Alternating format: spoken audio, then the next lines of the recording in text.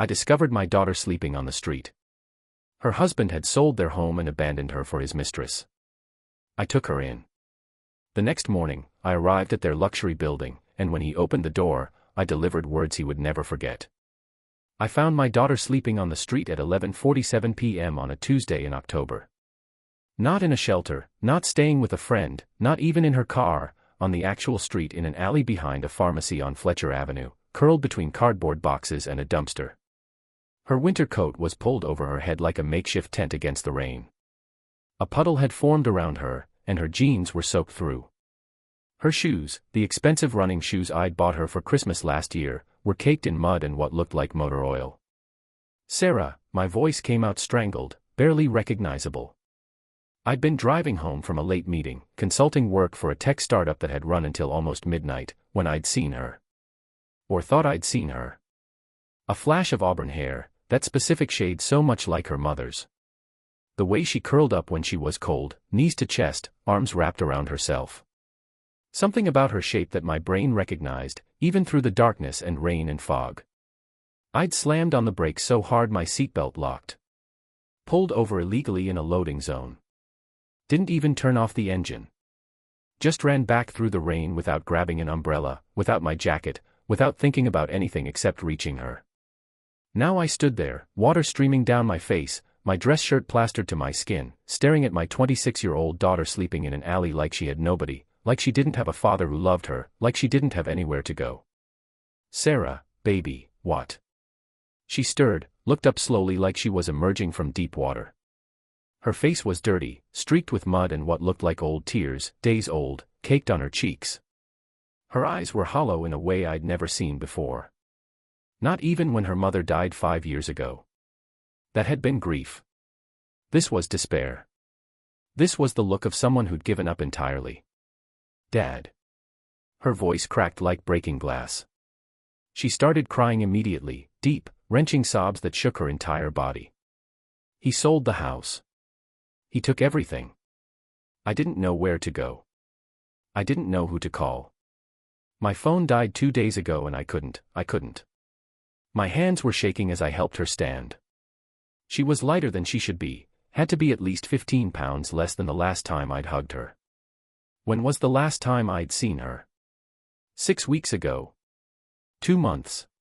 How long had this been happening? Who? I asked, even though I already knew. Even though there was only one person who could have done this to her. Marcus. She nodded, barely able to speak through the crying. He moved in with his girlfriend, some luxury building downtown, the Harborview Apartments. He showed me pictures of it while he was packing. Showed me how nice it was, how much better than the house. Than our house. Her voice broke. Mom's house. She was shaking now, her whole body trembling with cold and shock and exhaustion. He changed the locks while I was at work. I came home and my key didn't work. There was a note taped to the door. It said, "Your belongings are in storage, Unit 247. You have 30 days to collect them before they're auctioned. Don't contact me again." Something in my chest cracked, not broke. Breaking would have been cleaner. This was a splintering, a fracturing of something I'd thought was solid. This was my daughter. My only child. The little girl who'd held my hand on her first day of kindergarten. The teenager who'd called me crying after her first breakup. The young woman who'd made me so proud when she'd graduated college with honors. The woman who'd been so happy on her wedding day that she'd literally glowed. And now she was here in an alley, sleeping in garbage, because the men she'd married had destroyed her. "How long?" My voice came out rough. "How long have you been out here?" 4 days. Maybe 5. I lost track. 5 days. 5 days my daughter had been homeless and I hadn't known. Hadn't checked on her. Hadn't called. "Why didn't you call me?" I tried. My phone died and I didn't have money for a charger and I was too ashamed to go to someone and ask to use their phone and say, "Hi, my husband threw me out and I've been sleeping in the street. Can I please call my dad?" The words came out in a rush, defensive and broken. "Sarah." I pulled her close, not caring that she was wet and dirty and probably hadn't showered in days. You could have shown up at my door at 3 in the morning covered in blood, and I would have said, "Come in. Let's fix this." You understand that. There is nothing you could ever do or have done to you that would make me not want to help you. She sobbed into my shoulder. I felt her knees buckle and caught her. Held her up and realized she was freezing, actually hypothermic cold. How long had she been in this rain? "Let's get you home," I said. "Let's get you warm. We'll figure out the rest later." I took Sarah home. My home.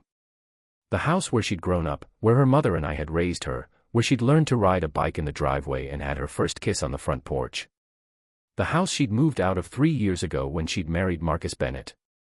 I ran her a hot bath, made her soup and grilled cheese, her comfort food since she was 6. Put fresh sheets on her old bed. Let her shower and change into clean clothes I'd kept from before she moved out. She fell asleep almost immediately, exhausted in a way that went beyond physical. But I didn't sleep. I stayed up in my kitchen looking at Sarah's phone.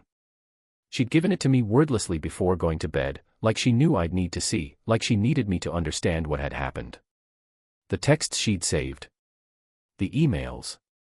The property records she'd printed months ago when she'd first suspected something was wrong. Marcus had transferred the house into his name only, just his name, not joint ownership like it had been for 3 years. He'd done it 6 months ago using a forged notarized document with Sarah's signature. Sarah hadn't found out until 2 weeks ago, when he told her he wanted a divorce and that she needed to move out of her own house. The house her mother had left her. Because that's what made this worse. The house hadn't been bought by Sarah and Marcus together. It had been inherited. Left to Sarah in her mother Rachel's will when cancer took her at 52. A beautiful craftsman-style home in northeast Seattle. 3 bedrooms, recently renovated, worth about $600,000 in the current market. Marcus had sold it for $587,000. Cash sale. Quick close. The money had gone into an offshore account. She'd found the wire transfer receipts in his email. Then he'd moved into the Harborview apartments with his girlfriend Jessica, a 23-year-old pharmaceutical sales rep he'd been sleeping with for 18 months. She was pregnant. 5 months along, according to the ultrasound photo Sarah had found on his tablet. He'd planned this for over a year, maybe longer. And Sarah, my brilliant, kind, trusting daughter, had been blindsided by all of it. I sat at my kitchen table, reading through everything until 4:17 a.m. Then I made coffee and read it all again. By the time Sarah woke up around noon, I had a plan. "Dad," she shuffled into the kitchen in her old college sweatshirt, her hair still damp from another shower. "What are you thinking about?" She knew me too well. Could see the calculation in my eyes. "I'm thinking that your husband made a very big mistake. It's over." Her voice was flat. "The house is sold. The money's gone. His lawyer sent papers saying I have no claim because I signed the deed transfer. I just want to move on. Sarah, look at me." She did, reluctantly. "It's not over until you get what's yours." "Dad, I can't afford a lawyer. I can't afford anything. I have $847 in my bank account and a car that needs $1,200 in repairs. I can't fight this." "You don't have to." "I can." I called Gregory Walsh. He'd handled Rachel's estate 5 years ago. Was the one who'd helped us navigate probate, who'd made sure Sarah inherited the house smoothly, who'd been sharp and ruthless when her mother's sister had tried to contest the will. He answered on the 3rd ring. "Robert, it's been a while." "Greg, I need you." "It's about Sarah." "What happened?" I told him all of it. The forged signature. The fraudulent deed transfer. The offshore account. The pregnant girlfriend. Sarah sleeping in an alley. When I finished, there was a long silence. "Robert, what you're describing is felony fraud. Multiple counts. Forgery, wire fraud, possibly theft by deception. This isn't just civil court. This is criminal." "Good. I'm serious. We can bury him completely, but it's going to get ugly." "It's already ugly, Greg.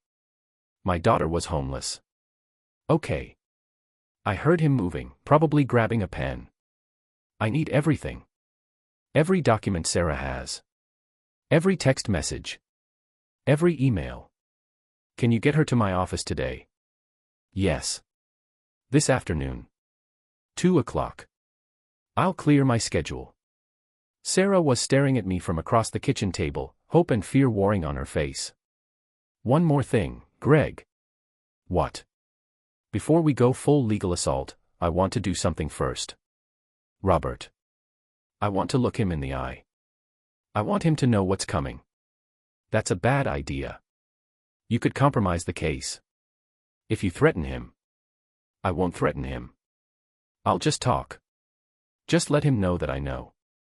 Is that illegal? Greg sighed. No, but be careful. Don't say anything that could be construed as intimidation or harassment. Just be smart about this. I'm always smart, Greg.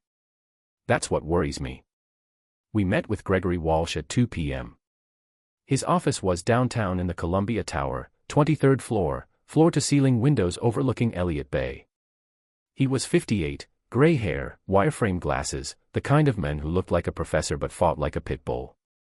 He spread Sarah's documents across his conference table and studied them for 20 minutes without speaking. Sarah sat next to me, picking at her fingernails, radiating anxiety. Finally, Greg looked up. This is one of the clearest cases of fraud I've seen in 30 years, he said. The forged signature alone is enough. But combined with the wire transfers, the offshore account, the timing of the sale right before asking for divorce, this is textbook financial abuse. Can we get the money back?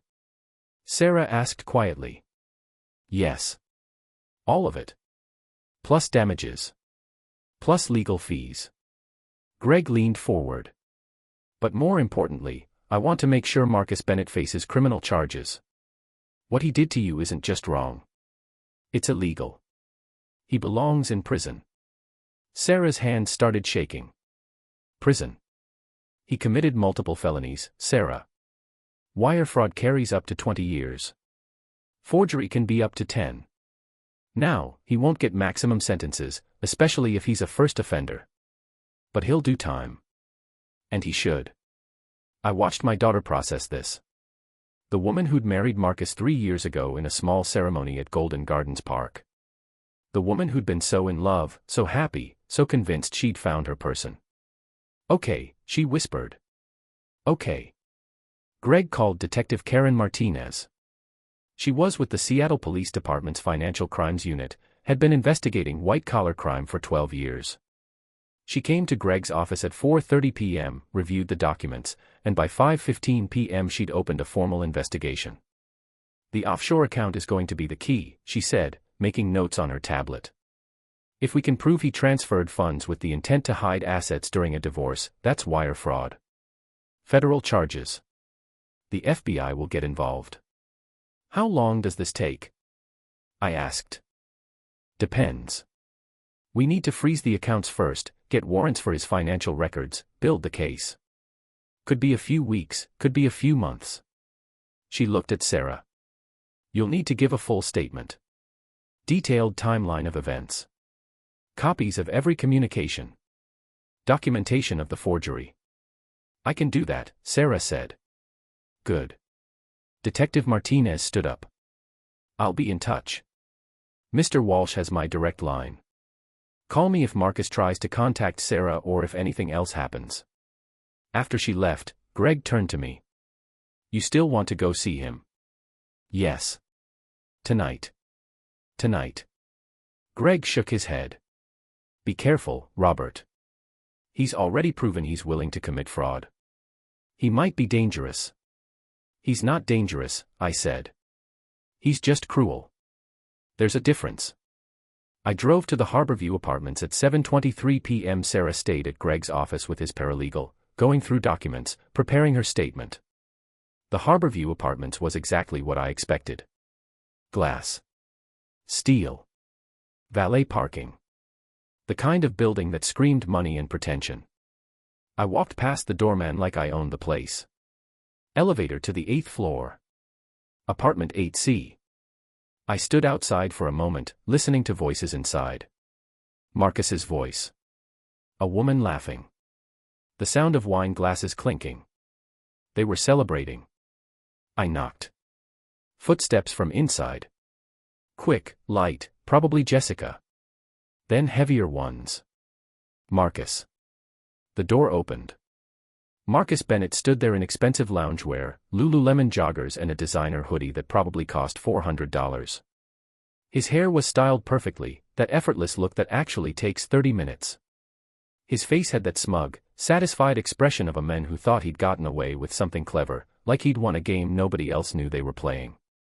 He was holding a glass of red wine, expensive wine, judging by the shape of the glass. Behind him, I could see into the apartment. Open floor plan. Floor-to-ceiling windows. Modern furniture that looked like it came from a restoration hardware showroom. Everything sleek and perfect and expensive. Bought with my daughter's money. Can I help you? His tone was dismissive, annoyed at being interrupted. Then recognition hit and his expression shifted from annoyance to something like alarm. Oh. Robert. Hello, Marcus. He recovered quickly, straightening his shoulders, putting on a mask of confidence. What do you want? To talk. We have nothing to talk about. Sarah and I are done. Tell her to stop calling me. Tell her to stop harassing me.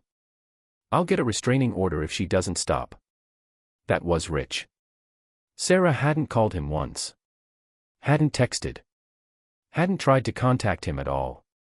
She'd been too busy trying to survive. She hasn't called you once, I said, keeping my voice level. Then why are you here? Because I found her sleeping on the street last night. The smug smile faltered just for a second. Then it came back, but forced this time. That's not my problem. She's an adult. She made her choices. She didn't choose to be defrauded. I didn't defraud anyone. His voice got louder. Defensive. That house was in my name. I had every legal right to sell it. She signed the papers. It's not my fault she didn't read what she was signing. Except she never signed those papers. You forged her signature. That's a lie. That's a damn lie, and you can't prove it. Actually, I said, pulling out my phone very slowly, very deliberately, letting him see exactly what I was doing, I can.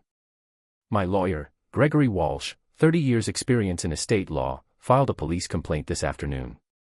Detective Karen Martinez with the Seattle Police Department's Financial Crimes Unit is very interested in your offshore accounts. So is the FBI, actually, since transferring nearly $600,000 offshore without reporting it is a federal felony. The color drained from his face. Started at his forehead and worked down. I watched it happen in real time. His hand tightened on the wine glass until his knuckles went white. You're bluffing. You're just trying to scare me. Am I?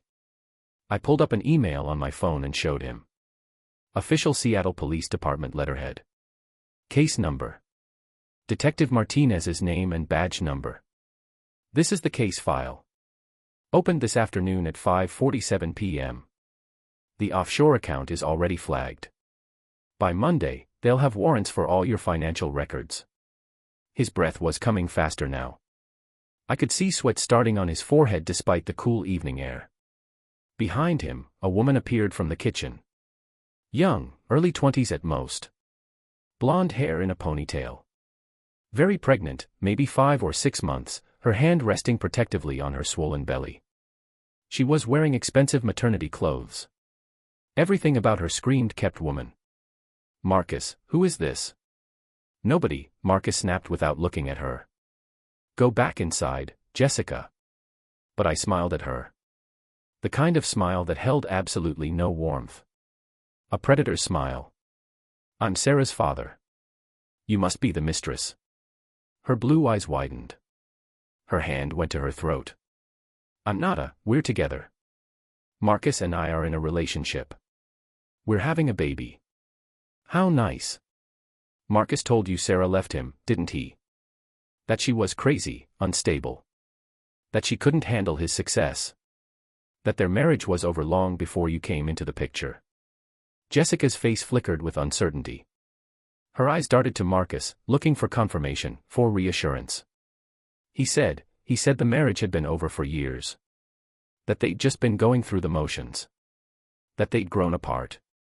That the divorce was amicable. He lied. I stepped closer to the doorway. Marcus moved to block me, but I wasn't actually trying to enter. I just wanted to be close enough that they both had to really look at me. Really see me.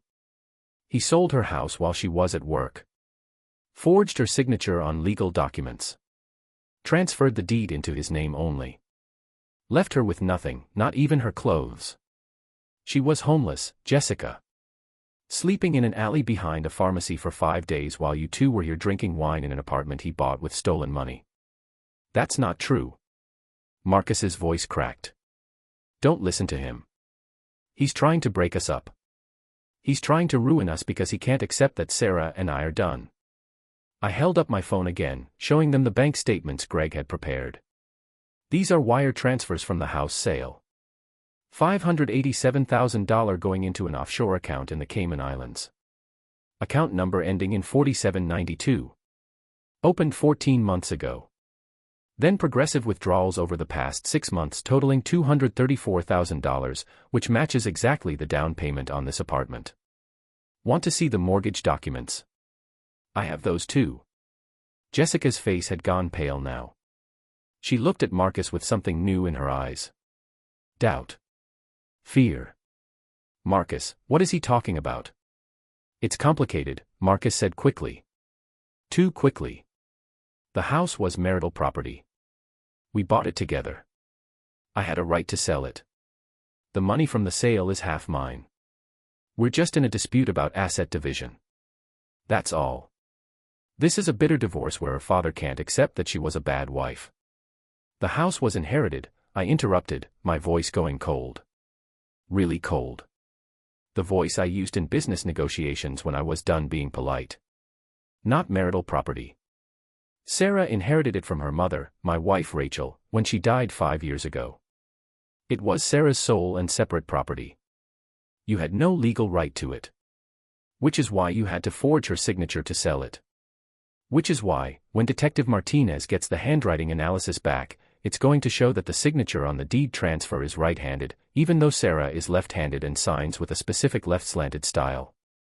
You can't prove that. The forensic handwriting expert already has the documents. Results by Monday. I looked at Jessica, who was now visibly shaking. You should also know that this apartment is considered proceeds of a crime. When Marcus is convicted, and he will be convicted, the court can seize this place as ill-gotten gains. Asset forfeiture. They can take it. And you, Jessica, pregnant and innocent as you might think you are, will be looking for somewhere else to live. Probably somewhere much less expensive. What? Her voice was barely a whisper. No, Marcus, tell him that's not true. He's lying, Marcus said, but his voice lacked conviction now. His face had gone from red to white to something grayish. He doesn't know what he's talking about. He's not a lawyer. No, I'm not. But Gregory Walsh is. So is Linda Chen, the assistant DA who will be prosecuting your case. So are the 3 FBI agents who are currently reviewing your offshore account activity. I pulled up another document on my phone. I also know about the 18 months of affair evidence Sarah has. Text messages between you and Jessica. Hotel receipts, the Marriott on 3rd Street, usually Thursday afternoons. The ultrasound photo you left on your tablet showing a due date that proves you got Jessica pregnant while you were still married to Sarah. That shows premeditation, Marcus. That you were planning to leave Sarah while simultaneously stealing her assets so she'd have nothing and you could start fresh with Jessica. Jessica was crying now, mascara running down her face. You said your marriage was already over when we met. You said you were separated. You said. It was over, Marcus shouted. It was basically over. I just hadn't moved out yet. He's lying to you the same way he lied to my daughter, I said to Jessica, my voice softer now, almost gentle, because she was pregnant and young and stupid, but not necessarily malicious. She was a victim too, in her way. Just a different kind. The same way he'll eventually lie to you. Do you think you're special, Jessica? Do you think you're different? You're not. You're just the next Mark. The next woman who fell for his lies. And when he gets bored, or finds someone younger, or needs money, he'll do to you exactly what he did to Sarah. Marcus lunged forward, his wine glass sloshing. Get out. Get the hell out of my apartment. Oh, I'm leaving, I said, not moving an inch, not flinching. But the police will be here soon. Detective Martinez said probably tomorrow, maybe Friday. They'll want to talk to you about the offshore accounts. About the house sale. About the forged documents. The FBI is also very interested in your tax returns. Apparently, transferring that much money offshore without reporting it is its own separate felony. Treasury Department gets involved in those cases. It's not pretty. His hands were shaking so badly now he had to clench them into fists. The wine glass fell from his grip and shattered on the hardwood floor. Red wine splattered across the expensive rug, across his designer joggers, across the pristine white walls. He didn't even seem to notice. Marcus Bennett, I said, letting my voice go cold, really cold, for the first time. You thought my daughter was weak because she loved you. You thought you could take everything from her and she'd just accept it because she's kind and trusting. You thought I was old and wouldn't do anything to help her. I stepped closer.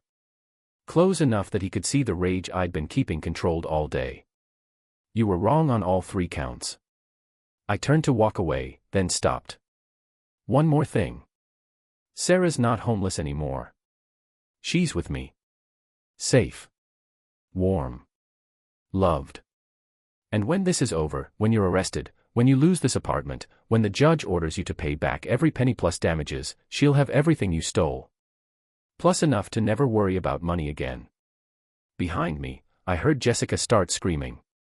Marcus trying to explain. Her shouting about lies and money and the baby. Doors slamming. I walked to the elevator and pressed the button. The doors opened. I stepped inside. As they closed, I saw Marcus stumble into the hallway, his face in his hands, his perfect new life collapsing around him. I smiled. The next morning, Detective Martinez called. We executed the warrant. Froze the offshore account. $353,000 is still there. He spent the rest on the apartment and what looks like a pretty expensive engagement ring. Is that enough to press charges? More than enough. The wire transfers alone are federal charges. But Robert, there's more. We pulled his employment records.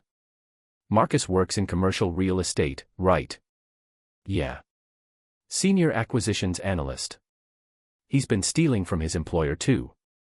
Skimming money from deals. Hiding it in the same offshore account. We're talking about another $180,000 over 3 years. My stomach dropped. Jesus. His employer has no idea yet, but they will soon. How much prison time are we looking at? With the fraud against Sarah, the employment theft, the offshore account, the tax evasion. He's looking at 10 to 15 years. Maybe more if the prosecutor gets aggressive. I called Sarah immediately. She was still at my house, had spent the morning in her old bedroom just sleeping and crying and processing. Baby, Detective Martinez just called. They froze the account. Got most of the money. How much? $353,000. The rest went to the apartment down payment and some jewelry. She was quiet for a moment. Is that enough for them to arrest him? Yes. And Sarah? There's more. He was stealing from his employer too. Using the same offshore account. They're going to press charges too. Oh my God. You didn't do this to him, I said firmly. He did this to himself. You understand that, right? This isn't your fault. I know. It's just, how did I not see it? How did I not know he was this person? Because you loved him. And because people like Marcus are good at hiding who they really are. Marcus was arrested on Friday at 9:23 a.m. at his office, in front of his boss, his co-workers, everyone. Detective Martinez called me with the details. FBI agents walked in with Seattle PD, handcuffed him at his desk. His employer immediately terminated him and is pressing their own charges. He's being held on $500,000 bail. Can he make bail? Not with the offshore account frozen and the apartment under seizure. He's stuck. Jessica called Sarah that afternoon. Sarah put her on speaker. "I'm so sorry," Jessica sobbed. "I didn't know. I swear I didn't know. He told me you were separated. That the divorce was amicable. That the house was his." "Stop," Sarah said quietly. "Just stop. I don't know what to do. The police came and said I have to move out. That the apartment is being seized. I'm 5 months pregnant and I have nowhere to go. That's not my problem. Please, Sarah. I know I was wrong, but I'm pregnant, Anne. You were sleeping with my husband for 18 months while I was working to pay our mortgage on the house he stole from me. You don't get to ask me for help." Sarah hung up. She looked at me, her eyes hard in a way I'd never seen. "Was that cruel?" "No, baby. That was self-preservation." The preliminary hearing was 3 weeks later. Linda Chen, the assistant district attorney, was prosecuting. She was 42, had been with the DA's office for 16 years, had a 93% conviction rate in financial crimes. She met with Sarah and me the day before the hearing.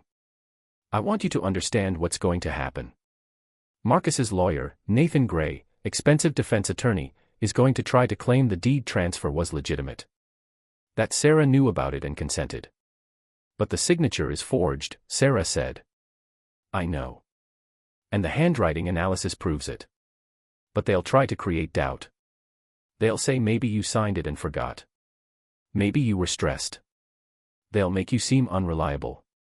What do we do? You stay calm. You tell the truth. You don't get defensive. And you let the evidence speak for itself." The hearing was rough. Nathan Gray was exactly the kind of lawyer you'd expect Marcus to hire. Expensive suit. Practiced sympathy. Perfectly calibrated to seem reasonable while destroying your credibility. He asked Sarah if she'd been forgetful lately. If she'd been under stress. If maybe she'd signed documents without reading them carefully. "No," Sarah said firmly. "I never signed that deed transfer. I didn't even know about the sale until 2 weeks before Marcus kicked me out." "But you were having marital problems, weren't you? Isn't it possible you were distracted?" Objection. Greg Walsh stood up. "Counsel is badgering the witness." Sustained, the judge said. Gray changed tactics. "Ms. Bennett, isn't it true that you and your husband shared all financial accounts? That you both had access to all funds?" "No. We had a joint checking account for household expenses. But my inheritance from my mother, the house, was solely mine." "And yet you let your husband live in that house for 3 years. Doesn't that suggest you considered it marital property?" "No. It suggests I loved him and wanted to share my home with him. That doesn't give him the right to steal it." The judge finally intervened. "Mr. Gray, the handwriting analysis is clear. The signature on the deed transfer doesn't match Ms. Bennett's verified signature. Unless you have evidence to contradict that analysis, I suggest you move on." Gray tried a few more angles but couldn't shake Sarah's testimony. The forensic evidence was too solid. At the end of the hearing, the judge ruled there was sufficient evidence to proceed to trial. Marcus was denied bail reduction. The judge called him a clear flight risk given the offshore accounts and previous asset concealment. Outside the courthouse, Greg pulled me aside. Marcus's lawyer approached me. He wants to negotiate a plea deal. What kind of deal? Marcus pleads guilty to fraud and forgery. Agrees to pay full restitution plus damages. In exchange, the prosecution recommends a lighter sentence. Maybe 5 years instead of 15. What does Sarah get? Her money back. All of it. Plus damages for emotional distress, legal fees, and punitive damages. We're talking probably close to $900,000 total. I looked at Sarah, who was standing near the courthouse steps, staring at the gray Seattle sky. "Let me talk to her." I walked over and sat down next to her on the steps. "Marcus's lawyer wants to make a deal," I said. She looked at me. "What kind of deal?" "He pleads guilty. Pays you back everything plus damages. Gets a lighter prison sentence." "How much lighter?" "Maybe 5 years instead of 15. She was quiet for a long time. What do you think I should do? I think you should do whatever helps you heal. If you want him to spend 15 years in prison, I'll support that. If you want to take the deal and move on with your life, I'll support that too. I don't want to think about him anymore, she said quietly. I don't want to spend years going to trial, testifying, reliving this. I just want my money back and I want to move forward. Then we take the deal. The plea deal was finalized 2 weeks later. Marcus Bennett pleaded guilty to 2 counts of wire fraud, 1 count of forgery, and 1 count of theft. He was sentenced to 6 years in federal prison with possibility of parole after 4. He was ordered to pay Sarah $587,000, the full amount from the house sale, plus $200,000 in damages, plus $113,000 in legal fees and punitive damages. Total, $900,000. His employer also sued him for the embezzled funds. He'd have to pay that back too, with interest. By the time he got out of prison, he'd be in debt for the rest of his life. Jessica left him before the sentencing. Moved back to Arizona to live with her parents. Had the baby, a girl, and started posting on social media about toxic relationships and red flags she'd missed. Sarah blocked her on everything. 6 months after Marcus was sentenced, Sarah moved into a new house. A beautiful bungalow in Queen Anne. 2 bedrooms. Big backyard. Skylights in the kitchen. She paid cash. $485,000 from her settlement. The rest went into savings and investments. I helped her move in on a Saturday in May. The sun was shining. She was smiling, really smiling, for the first time in months. "Dad," she said as we unloaded boxes, "thank you. For everything. For finding me. For fighting for me. For not letting him get away with it. You don't have to thank me. That's what fathers do. Not all fathers." She hugged me tight. "Mom would be proud of you. She'd be proud of you too, baby. You survived this. You're going to be okay. I know." That night, after I'd gone home, after Sarah was settled in her new house, after everything was finally over, I sat in my kitchen where 6 months ago I'd read through all the evidence of Marcus's betrayal.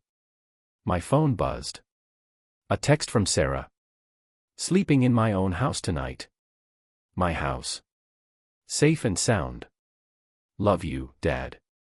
I smiled. Then I poured myself a bourbon and walked out to my back porch, looking up at the stars. Rachel would have handled this differently, I thought. She'd have been calmer, more diplomatic, less inclined to show up at Marcus's apartment and scare the hell out of him. But she wasn't here anymore. And our daughter had needed protection. Had needed someone to fight when she was too broken to fight for herself. I'd done that. Successfully. Marcus Bennett was in federal prison. Jessica was gone. Sarah had her money back and a new home and, slowly, her life back. And every night for the rest of his sentence, Marcus would lie in his prison cell and think about the moment when an old man showed up at his door and destroyed his entire life in less than 5 minutes. The moment when he learned that underestimating a father's love was the biggest mistake he'd ever make. My daughter would sleep safe tonight. And every night after. That's all that mattered. That's all that ever mattered.